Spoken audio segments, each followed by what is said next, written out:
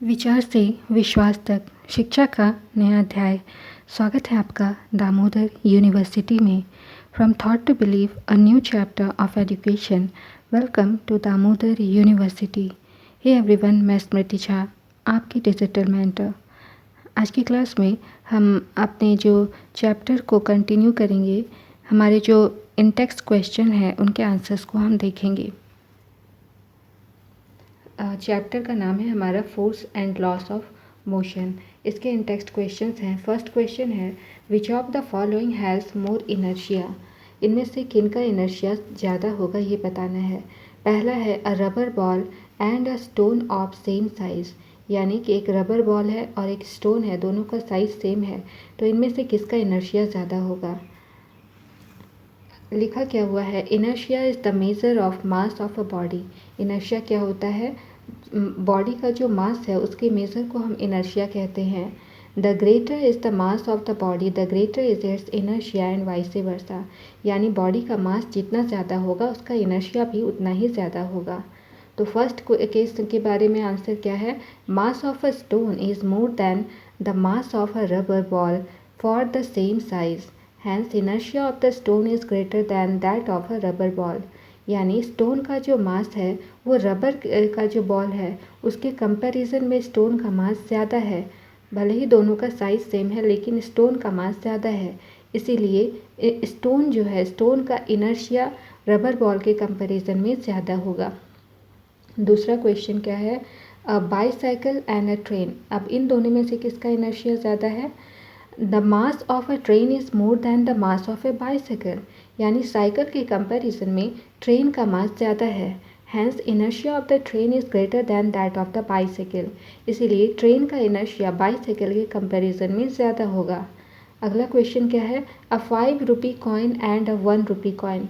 तो अब 5 rupee coin और 1 रुपी कॉइन में किसका मास, किसका इनर्शिया ज़्यादा है। Mass of a 5 rupee coin is more then that of 1 rupee coin, यानी 1 रुपी कॉइन के कंपैरिजन में 5 रुपीज़ का जो कॉइन है उसका मास ज़्यादा है, hence inertia of the 5 rupee coin is greater than that of the 1 rupee coin. तो इसलिए जो 5 रुपीज़ कॉइन का जो 5 रुपीज़ का जो कॉइन है उसका इनर्शिया 1 रुपीज़ के कॉइन के कंपैरिजन में ज़्यादा होगा।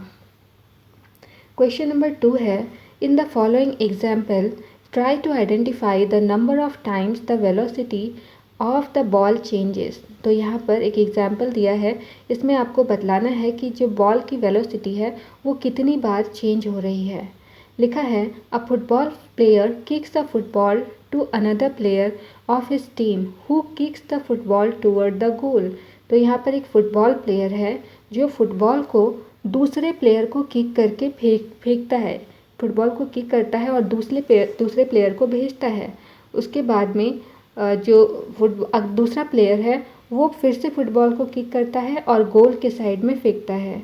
The goal keeper of the opposite team collect the football and kicks it towards the player of his own team. तो यहाँ पर जो गोल कीपर है ये अपोजिट टीम का गोल कीपर होता है, तो ये क्या करता है, फुटबॉल को कलेक्ट करता है और उसको अपने टीम के प्लेयर के पास में किक कर देता है। Also identify the agent supplying the force in each case. तो यहाँ पर फोर्स सप्लाई करने वाला एजेंट कौन है ये भी आपको बतलाना है। आंसर क्या है, the velocity of the ball changes 4 times. तो यहाँ पर जो बॉल की वेलोसिटी है ये 4 बार चेंज हुई थी। As a football player kicks the football its speed changes from 0 to a certain value. तो सबसे पहले जैसे ही फुटबॉल प्लेयर ने फुटबॉल को किक किया तो उसकी जो स्पीड है वो 0 से कुछ वैल्यू गेन किया, उस बॉल ने 0 से कुछ वैल्यू गेन की। As a result the velocity of the ball gets change.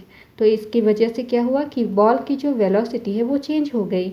In this case the player applied a force to change the velocity of the ball. तो इस केस में जो प्लेयर है उसने फोर्स अप्लाई किया है ball पे, जिससे कि बॉल की वेलोसिटी चेंज हो गई। Another player kicks the ball towards the goal post. दूसरे प्लेयर ने क्या किया कि गोल पोस्ट की तरफ में फिर से बॉल को किक किया। As a result the direction of the ball gets changed. तो इसकी वजह से क्या हुआ कि जो बॉल है, बॉल का डायरेक्शन चेंज हो गया। Therefore its velocity also changes. और इसीलिए इस बॉल की वेलोसिटी भी चेंज हो गई.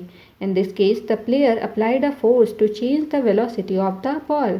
तो इस केस में प्लेयर ने फोर्स अप्लाई किया जिस वजह से बॉल की वेलोसिटी चेंज हो गई. The goal keeper collects the ball. उसके बाद सेकंड में आते हैं कि गोल कीपर ने क्या किया, बॉल को कलेक्ट किया. In other words the ball comes to rest. दूसरे शब्दों में हम कह सकते हैं कि बॉल जो है वो रेस्ट में आ गई. Thus its speed reduces to zero from a certain value. तो इसकी वजह से क्या हो गया कि इसका जो स्पीड है जैसे ही वो रेस्ट में आई उसका स्पीड जो है वो कुछ वैल्यू उसकी स्पीड की थी और वो सडनली क्या हो गई, ज़ीरो हो गई उसकी value. The velocity of the ball has changed. तो बॉल की जो वेलोसिटी है वो चेंज हो गई. In this case the goal keeper applied an opposite force to stop और to change the velocity of the ball. तो इस केस में जो गोल कीपर है उसने ऑपोजिट फोर्स अप्लाई किया था जिससे कि बॉल या तो रुक गया या उसकी वेलोसिटी चेंज हो गई. The goal keeper kicks the ball towards his team player. उसके बाद गोल कीपर ने बॉल को किक किया अपने टीम के प्लेयर के साइड में. Hence the speed of the ball increases from zero to certain value. और इस वजह से बॉल की जो स्पीड है फिर से ज़ीरो से कुछ वैल्यू गेन कर ली, कुछ उसकी वैल्यू आ गई. Hence its velocity changes once again. और इस वजह से बॉल की वेलोसिटी फिर से चेंज हो गई. In this case the goal keeper applied a force to change the velocity of the ball. तो इस केस में गोल कीपर ने उस बॉल के ऊपर फोर्स अप्लाई किया जिस वजह से बॉल की वेलोसिटी चेंज हो गई. तो इस तरह से बॉल की वेलोसिटी 4 बार चेंज हुई है. नेक्स्ट क्वेश्चन है, explain why some of the leaves may get detached from the tree if we vigorously shake its branch. यानी अगर हम लोग किसी ट्री का, किसी पेड़ के ब्रांच को विगरसली हम लोग शेक करते हैं तो उसके कुछ पत्ते उससे डिटैच होकर के ज़मीन पर गिर जाते हैं. ऐसा क्यों होता है? आंसर है, some leaves of a tree get detached when we shake its branches vigorously. तो जब हम लोग ट्री के ब्रांचेस को विगरसली शेक करते हैं तो उसके जो लीव्स हैं, कुछ पत्ते हैं, वो डिटैच हो जाते हैं. This is because when the branches of a tree are shaken it moves to and fro but its leaves tend to remain at rest. ऐसा इसलिए होता है कि जब हम लोग ट्री के ब्रांचेस को हम लोग शेक करते हैं तो वो टू एंड फ्रो यानी कि आगे पीछे मूव करते हैं, लेकिन इनके जो लीव्स हैं, ब्रांच तो आगे पीछे मूव किया लेकिन जो लीव्स हैं यानी पत्ते हैं वो रेस्ट में ही रहना चाहते हैं. This is because the inertia of the leaves tend to resist to and fro motion. ऐसा इसलिए होता है कि जो लीव्स होते हैं वो अपना इनर्शिया को मेंटेन करना चाहते हैं, यानी कि वो टू एंड फ्रो मोशन में आने से पहले इनर्शिया को मेंटेन करना चाहते हैं. Due to this reason the leaves fall down from the tree when shaken vigorously. और इसी वजह से जो लीव्स हैं, जब ट्री के ब्रांचेस को आप विगरसली शेक करोगे तो कुछ लीव्स जो है वो गिर जाते हैं. Question number 4 is, why do you fall in the forward direction when a moving bus brakes to a stop and fall backward when it accelerates from rest.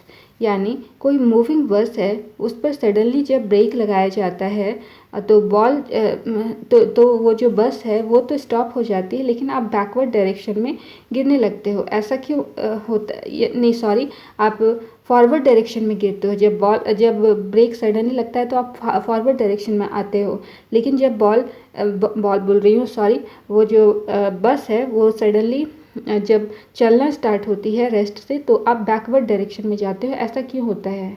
Answer है due to inertia of the passenger. तो ऐसा passenger के inertia की वजह से होता है. Every body tries to maintain its state of motion और स्टेट ऑफ रेस्ट. यानी हर एक बॉडी जो है वो अपना स्टेट ऑफ मोशन या स्टेट ऑफ रेस्ट को मेंटेन करना चाहता है. If a body is at rest then it tries to maintain at rest. यानी कोई भी बॉडी अगर रेस्ट में है तो वो अपने रेस्ट के पोजीशन को मेंटेन करना चाहेगी. If a body is moving then it tries to remain in motion. यानी कोई भी बॉडी अगर मूव कर रही है तो वो हमेशा अपने मोशन के स्टेट को मेंटेन करना चाहेगी. इन अ मूविंग बस a passenger moves with the bus. कोई भी बस अगर मूव कर रही है तो यहाँ पर जो पैसेंजर है वो भी बस के साथ मूव कर रहे हैं. As the driver applies brakes, the bus comes to rest. तो जैसे ही ड्राइवर ने ब्रेक अप्लाई किया है तो क्या होता है, बस जो है वो रेस्ट में आ जाता है। But the passenger tries to maintain his state of motion, लेकिन जो पैसेंजर्स होते हैं वो अपने स्टेट ऑफ मोशन को मेंटेन करना चाहते हैं। As a result a forward force is exerted on him, और इस वजह से क्या होता है कि एक फॉरवर्ड फोर्स उस व्यक्ति पर लगता है। Similarly, the passenger tends to fall backward when the bus accelerates from rest. और इसी वजह से फिर से क्या होता है, इसी तरह से क्या होता है, पैसेंजर जो है अगर पैसेंजर जो है बैकवर्ड डायरेक्शन में गिरता है जब बस रुकी हुई बस सडनली रेस्ट से एक्सीलरेट होती है, रेस्ट से सडनली चलना स्टार्ट होती है, तो पैसेंजर बैकवर्ड डायरेक्शन में गिरता है। This is because when the bus accelerates, the inertia of the passenger tends to oppose the forward motion of the bus. ऐसा इसलिए होता है कि जब बस एक्सेलरेट करती है तो पैसेंजर का जो इनर्शिया है वो बस के साथ फॉरवर्ड डायरेक्शन में आने से अपोज करती है, उसको अपोज करती है। Hence the passenger tends to fall backward when the bus accelerates forward. इसीलिए जब बस फॉरवर्ड डायरेक्शन में एक्सीलरेट होती है तो पैसेंजर बैकवर्ड डायरेक्शन में गिरता है। तो ये थी हमारी आज की क्लास। यदि कोई भी डाउट हो तो आप हमारे DU के कमेंट सेक्शन में अपना सवाल ज़रूर पूछें। मैं हर एक लर्नर को रिप्लाई देने की कोशिश करूँगी। Okay then, keep learning, keep growing only at DU। See you soon in the next class. Thank you for watching the video. Bye bye.